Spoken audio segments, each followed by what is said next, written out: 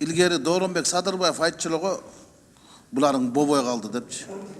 Ол ошондой болуп калды да, мен таң калдым ушул өкмөттүн инвестициялык климат боюнча, анан келтирген инвестициянын көлөмү боюнчачы. Сиздердин агенттик инвестициянын башчысы айтып атпайсызбы? 20 миллиондон ашык 9 проектти киргиздик депчи. Шадиевдин садака ретинде чытап кеткен мүлкүн камакка алдык, ошол көбүрөөк болот атпайбы? Силердин бир жылда келтирген инвестициянын көлөмүнөн Шадиевдин мамлекеттин карамына өткөн, садака катары чытап кеткен, сатканга, катканга жетишпей калган мүлкү көп. Анан силер айтып атасыңар, анан мына чынаяк айтып кетпеди. Өзүңүздөр да баяндамаңызда айттыңыздар. Былтыркы жылы 600 миллион доллардан ашык болса, инвестициянын көлөмү быйыл 300 миллион. Эмнеге? Бир нерсени айтпай атасыңар. Гүләмжан Анарбаев деген өкмөттүн өкүлү бар. Ошол ячейкадагы банктардагы ишкерлердин акчасын текшерем деп отток инвестиция кетти. Туурабы Шешенкулович? Бул киши айтты, ал кишинин мындай кыймыл аракетин чыккынчылыкка сыпаттады. Мен саткынчылыкты кошуп сыпаттайм да. Фин разведка деген бул чалгынчы кызмат. Чалгынчы кызматтын башында чыккынчы адам отурса, анда өкмөтүбүз аман болсун деп айтышыбыз керек. Мына инвестициянын келбей калганы. Инвестициянын келбей калганын айтып атпайсыңарбы? Таш көмүргө, электричка, анан кийин цемент заводко тиги келбей калды, анан Шамбетсайга жергиликтүү элдин коркуп келбей атат деп. Силерден коркуп келбей атат. Силерден, айыл өкмөтүнөн эмес, кыргыз өкмөтүнөн коркуп келбей атат. Силерге ишенмегенден келбей атат. Анан безопасный городду кошуп атасыңар. Безопасный городду киргизбедиңерби? Урматтуу Адылбек уулу Шумка, город деген сөздү тескерисинен окуп бериңизчи мага. Вот бул безопасный дорог, бул город эмес. Ал жолдун гана коопсуздугу, шаардын коопсуздугуна кызмат кылбайт ал. Элди алдап атпайсыңар, безопасный город. Айс, бул чынында безопасный дорог да. 38 перекресткада турат. 8 камера. Мен эми силердин отчетуңарга Анвар Артыков айтып атпайбы? Мен 2 деген түйярдый бааны коем дечи. Мен -2 деген бааны коюп атам. Өздөрү минус менен чыгып атса, анан плюс деген бааны койгон болбойт да буларга. Мен конкреттүү инвесторлордун келтирбей жатканыңардын бир негизги себептерин айтайын. Былтыркы жылы ушул жерде СДПК фракциясынын жыйыны болуп, ошондо мамлекеттик маанидеги документтерди жөнүндө чечим чыгарганбыз. Мына мен колумда турат. Иса Шешенкулович кол коюп, президент ал кездеги өкмөт башчы Сооронбай Шарипович Жээнбековго жөнөткөн экен. Анын аппарат башчысы Акылбек Осмоналиев бизге кат жолдоптур. Исполнитель Туйбаева Айнура дейт. Туура учкун акционердик коомунун базасында мамлекеттик басмакана курганга биз даярбыз. Өкмөт аны колдойт. Фракциянын СДПК фракциясынын чечимин. Бирок биз биринчи мыйзамды жылдырыш керек деп. Анан 2 жылдан бери бир мыйзамды өткөрө албай койдуңар. Мамлекеттик маанидеги документтер боюнча 2 дыгыз бар Иса Шешенкулович. Документы государственного значения и департамент госзакупок. Бул дыгызы тиги дыгызынын ичине кирип кеткен, сиңип кеткен жок болгондо. Мына ошол азыр ажырады. Жаңы мыйзам кабыл алынды. Бул мыйзамга өкмөт чын айтыш керек. Силер эчтеке кылган жоксуңар. Силер атайылап буну өткөрбөгөнгө аракет кылдыңар. Мына мен колумда документ турат. Кыргыз Республикасынын өкмөтүнүн токтому Сапар Жумакадырович Исаков 2018 жылдын 8 февралында мамлекеттик маанидеги документтер жөнүндөгү мыйзамды жогорку кеңештен чакыртып алды.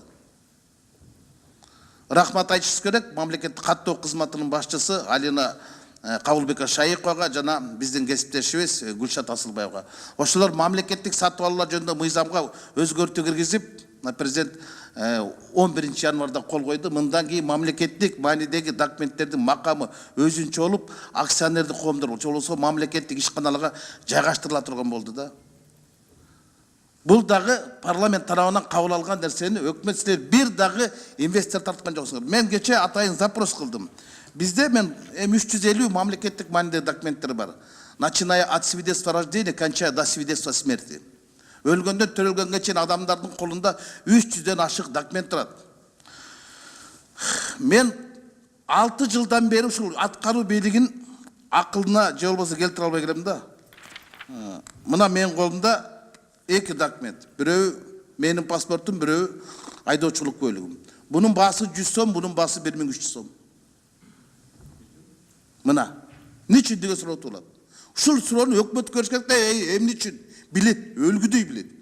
Бирок айткысы келбейт. Много водительское удостоверенияны 2011 жылдан 2018 жылга чейин Куличитина 8 жылдын ичинде Атлас Крип деген менчик ишкана жасады. Мына кече Алина Кабылбекова мага бериптир таблицасын. Количество 10 миллион 850 мындай айтканда евро менен 13 миллион евро нон жасаптык заказ. Свидетельство о регистрации транспортных средств, техталон, техпаспорт. 12 миллион, жалпы 25 миллион евро өкмөт менчик басмаканага берди өзүнүн заказын.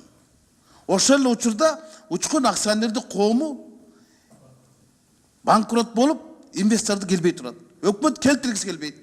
Бул эки эле документ боюнча 25 миллион евро, бул 30 миллион доллар, бул канча миллиард сом. Эки эле документ мына.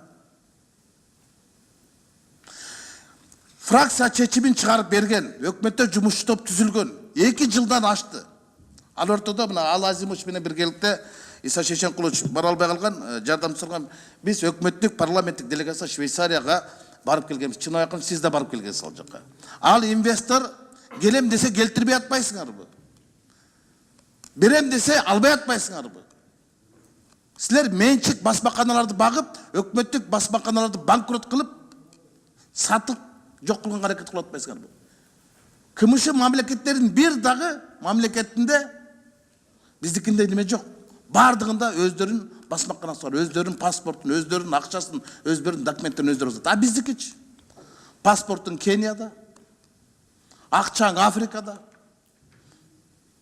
Англияда, Латвияда, Белоруссияда, бардык жакта басылат. А бизде эчтеке басылбайт. Тыйынды баса албай атпайсызбы? Монетный дворыбыз жок да. Анан отурасыз. Эмне үчүн өкмөт ушул боюнча бир дагы инвестор тарткан жоксуңар? Тартканга келген жок. Гознак деген мурунку Айдар убагында менчиктеп алган Континент деген бар. Кийин Максим менчиктеп алган. Азыр дагы арде эки атактуу адам отурат. Ошого берип атасыңар. Ошактан лот, ошактан ход болуп атат. Мына былтыркы жылы жанагы жарандарды каттоо боюнча көлүктү. Учкун 17 миллион сомго тендерге чыкса, 47 миллион сомго Гознакка бердиңер. 30 миллион сом ортодо айырма болуп атат. Мына азыр ошону айыпты кимге тагып атасыңар? Мурунку өкмөт башчыга жаңы айып тагып атасыңар ошого. Өзүңөр бердиңер да. Өкмөт бердиңер да. Мүлк фонду. Өкмөттүн аппараты Падабедов дегенди башкарып калган өкмөттү. Олег Михайлович өлүмүш боло турбайбы эчтеке билмексиң. Балекеттей билет. Балекеттей билет. Мамлекеттик маанидеги документтер боюнча бир дагы иш алып барган жок өкмөт. Социалдык маселе боюнча комитетте мен ошол комитетте мүчө болуп турган кезде мына Гулкан Сакеновна билет, жумуш топ түзүп, аныктап, тактап, чечим чыгарып бердик. Өкмөт ыргыт өрдүңөр артка. Фракция СДПК чечим чыгарып берди, колуңарга берди. Мына чечимде турат, мамлекеттик басмакананы ачкыла, каражат тапкыла деп. Силер бир компанияга 30 миллион евро бергенче 10 миллион бербейсиңерби? Учкунга. Алсы, мына Улуттук банктын төрагасы ушул жерде уялбай туруп айткан, Толкунбек Абдыгулов. Казакстанда басмакана банкрот болуп калыптыр. Ал чыгаша менен иштеп атыптыр деп. Биз барып келдик. Ал Азимович кошулуп барып келген. Аларда Улуттук банктын өзүнүн банкноттуу фабрикасы бар. Алар бизге тендерге катышып атат. Ал эң кирешелүү тармак, эң кирешелүү аймакта болуп иштеп атат. Ал Улуттук банк бир жылда 125 миллион сомго биз купюралар сатып алат. 20 жылдын ичинде 2,5 миллиард сом акчаны биз чет өлкөгө бердик. Биздин улуттук акчаларды басып чыгарып алып келгенге. Мына кызыктар, мекенчилдик эч кимде жок болуп атпайбы? Эч кимде жок болуп атпайбы? Силер болсо инвесторду таппай атабыз, тартпай атасыңар дейсиң. Бул болбойт да.